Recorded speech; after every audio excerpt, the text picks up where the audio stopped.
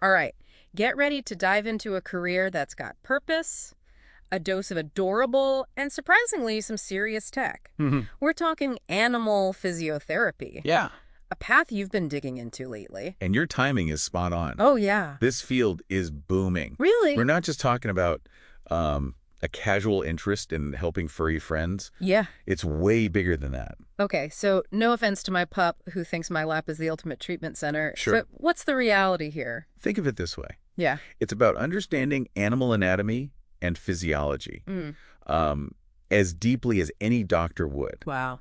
and then using that knowledge to create specialized treatment plans. Okay. It's very much in sync with veterinary medicine, Hmm. not replacing it. So it's a team effort. Absolutely. Vets diagnose and may perform surgery, and then the animal physiotherapist steps in with a rehabilitation plan to get that animal back to living their best life. I'm already picturing a dog doing its own version of physical therapy. Yeah. But what kinds of animals are we talking about here? That's the exciting part. It's not just cats and dogs, so they are a big part of it. Right. We're talking horses, rabbits, birds, even the occasional tiger at a sanctuary might need their expertise. Wait, hold up, tigers. Yeah. You're telling me there are people out there giving tigers physiotherapy? Yep. This field attracts people who are passionate about animals of all shapes and sizes. Oh, And the work settings are just as diverse. okay. Vet clinics, rehab centers, even mobile practices. Mobile practices. So you're saying someone could show up at my door to help my dog with his trick knee? Precisely. But don't try to book them just yet, because this kind of expertise doesn't come easy. Well, I was going to say, what does it take to actually become an animal physiotherapist? It sounds like more than just a love for animals is needed. It definitely is. You typically need a degree in animal physiotherapy, veterinary medicine, animal science, or a related field like kinesiology. Okay. And even then, the learning never stops. Let me guess. New research and techniques are always coming out. You got it. This field is constantly evolving with new discoveries and technologies always emerging. For example, you wouldn't believe the high-tech equipment some animal physiotherapists are using these days. Okay, you're going to have to elaborate on that. What kind of tech are we talking about here? Give me the highlights. Well, for starters, underwater treadmills are becoming increasingly popular. Mm-hmm. And before you ask, yes, it's exactly what it sounds You're like. kidding, right? A living. Underwater treadmills for dogs. Tell me more. The buoyancy of the water takes the pressure off their joints while allowing them to build strength and range of motion. Wow. It's particularly helpful for dogs with arthritis, hip dysplasia, or recovering from surgeries. That is incredible. Okay, now I'm definitely picturing my dog on an underwater treadmill wearing a tiny life vest. What other cool tools are out there? Laser therapy is another big one. Mm. It sounds futuristic, but it's becoming quite common. Okay, now I have to ask, what does laser therapy even do for a dog? Is it like a laser light show, but with therapeutic benefits? Not quite a light show, but close. Mm. It uses specific wavelength of light to reduce pain and inflammation and promote healing. Huh. It's non-invasive and can be used to treat a wide range of conditions. Wow, that's fascinating. I'm starting to realize there's a lot more to this field than meets the eye, so it sounds like you really need to be on top of the latest advancements to succeed as an animal physiotherapist. Absolutely. And that's where certifications come in. Okay. They're a way for these professionals to demonstrate their specialized knowledge and commitment to staying current. What kind of certifications are we talking about? There are a few key ones, like the Certified Canine Rehabilitation Practitioner, or CCRP, which shows a high level of expertise in canine rehabilitation, Mm. or the Certified Equine Rehabilitation Therapist, also known as CERT, for those specializing in horses. So if someone is serious about this career, having those letters after their name can make a big difference. Without a doubt. It shows potential employers. They're not just passionate about animals, but also about professional development. And that can be a game changer in a competitive job market. Okay. So we've established that education is crucial, keeping up with the latest research and technology is essential, and certifications are key. But what about the actual day-to-day work? What does that look like for an animal physiotherapist? Well, it varies depending on your career stage. Career stage. I like the sound of that. It implies there's a path for growth in this field. Exactly. There's a lot of room to grow and take on more responsibility as you gain experience. Okay. Let's start with those just entering the field. All right, so imagine you're fresh out of school, eager to work with animals, but maybe a little unsure of where to begin. What are those first steps like for a budding animal physiotherapist? All right, so imagine you're fresh out of school, eager to work with animals, but maybe a little unsure of where to begin. What are those first steps like for a budding animal physiotherapist? Well, in the beginning, it's all about hands-on learning and um, soaking up as much knowledge as possible. Right. You'll likely start as an assistant or technician, working alongside experienced physiotherapists. So, kind of like an apprenticeship for the animal healing arts. Yeah, exactly. What does that look like on a daily basis? Picture this.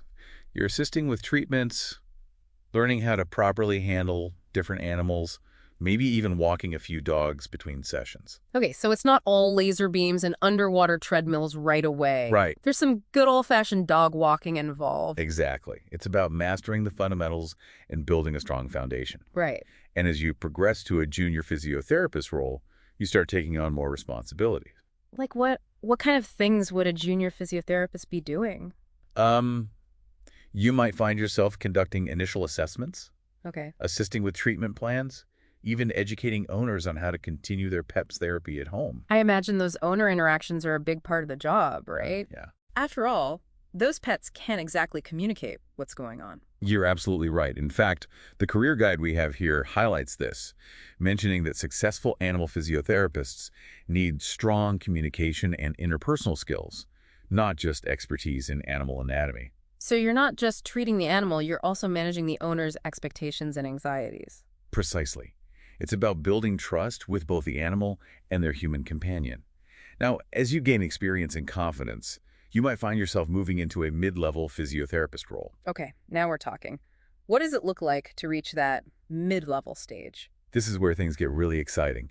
You're working more independently, designing your own treatment plans, maybe even mentoring those fresh-faced assistants who are just starting out. So the student becomes the teacher. And the cases you're handling become more complex too, I imagine. You bet. You might be working with animals who have multiple conditions or require a multidisciplinary approach, collaborating closely with veterinarians and other specialists. It sounds like there's never a dull moment in this profession. But I'm also sensing a theme here of constant learning and growth. That's the beauty of it. Animal physiotherapy is a career that keeps you on your toes. You're always expanding your knowledge base, refining your skills, and staying ahead of the curve. And for those who are truly passionate about animal well-being, that probably feels more like a perk than a chore, right? Absolutely. It's that dedication that drives these professionals to constantly seek out new information and strive to provide the best possible care for their patients. Okay, so we've talked about the educational requirements, the day-to-day tasks, the career progression. But let's get real for a second. This job can't be all fluffy bunnies and playful puppies, right? Mm-hmm. What are some of the challenges someone considering this field should be prepared for? You're right, it's not always easy. Yeah. One of the biggest challenges is the physical demand. You're on your feet a lot, lifting animals, maneuvering equipment, and that could be tough on your body. Especially when some of those patients might be larger than you are. Exactly. And it's not just about physical strength either. There's also the emotional toll it can take. Like dealing with injured animals and worried owners? Yes.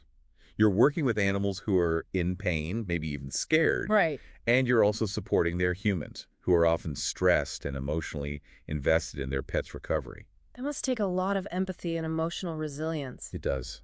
The career guide actually mentions a story about a physiotherapist who helped a paralyzed dog walk again. Okay, stop right there. I need to hear this one. The dog had been hit by a car, and the owners were devastated. Ah. The physiotherapist worked tirelessly with that dog for months, and seeing them take their first steps again was apparently one of the most rewarding moments of her career. Wow, that gave me chills. I can see how moments like that would make the challenges worth it for the right person, but it takes a special kind of person to handle both the joys and the heartbreaks that come with this territory. Absolutely. Mhm. You need a deep well of compassion, a genuine love for animals, and a willingness to be there for them, even when it's tough. So for anyone listening who's feeling drawn to this path, it's important to honestly assess if you have the physical and emotional stamina to handle those challenges. I couldn't agree more. It's a demanding field, but for those who are truly cut out for it, the rewards are immeasurable. Speaking of rewards, let's shift gears for a moment and talk about something that can make navigating the job market a little bit easier. Remember that tool we mentioned earlier, RoleCatcher? Oh, right. The one that helps with the modern job hunt. How could it be helpful for someone specifically interested in Animal Physiotherapy. Oh, right. The one that helps with the modern job hunt. How could it be helpful for someone specifically interested in animal physiotherapy? Well, think about it. You've poured your heart into getting the right education, maybe even volunteered at a clinic on weekends. Yeah. Wouldn't you want your applications to really shine? Right. That's where RoleCatcher comes in. Okay, so it's about more than just firing off generic resumes. Exactly. RoleCatcher is all about being strategic. They have this AI-powered tool that helps you tailor your resume and cover letter to the specific keywords and skills each employer is looking for. That's smart. It's like having a secret weapon to get your application noticed in a sea of other candidates who maybe just love animes but haven't quite mastered the art of the resume. It's like that extra edge. Right. But it's not just about getting noticed, it's also about acing that interview. Right. And guess what? They have an AI-powered interview prep tool too. No way. So you can practice your answers and get feedback before you're face-to-face with a potential employer. You've got it. You can record yourself answering common interview questions and get personalized feedback on your delivery, your content, everything. Okay, that's kind of genius, especially for a field like animal physiotherapy, where you're not only demonstrating technical knowledge, but also passion and empathy. Exactly. Yeah. And to top it all off, RoleCatcher can even help you keep track of job applications, Oh, wow. organize your network of contacts, and streamline your entire job search process. That's huge. It sounds like it could be a game changer, especially for someone feeling overwhelmed by the whole job hunting scene. It's definitely worth checking out. They have both free and paid subscription options, depending on what you need. We'll be sure to include a link in the show notes so our listeners can explore further. So, as we wrap up our deep dive into the world of animal physiotherapy, what are the key takeaways you want to leave us with? I think the biggest takeaway is that it's a field for those with both brains and heart. You need the scientific knowledge, the technical skills, but also a deep well of compassion for animals and a desire to make a real difference in their lives. It's demanding work, both physically and emotionally, but incredibly rewarding for those who are truly passionate about it. Couldn't have said better myself. And for you, dear listener, as you continue to explore this path, here's a question to ponder. What kind of impact do you envision yourself making in the lives of animals? Picture yourself using those skills, that knowledge, to help a dog walk again, a cat regain its agility, or even a horse find relief from pain. That's the power of animal physiotherapy. It's a beautiful thing to witness and to be a part of. It truly is. And who knows, maybe you'll be the one pioneering the next big breakthrough in animal care.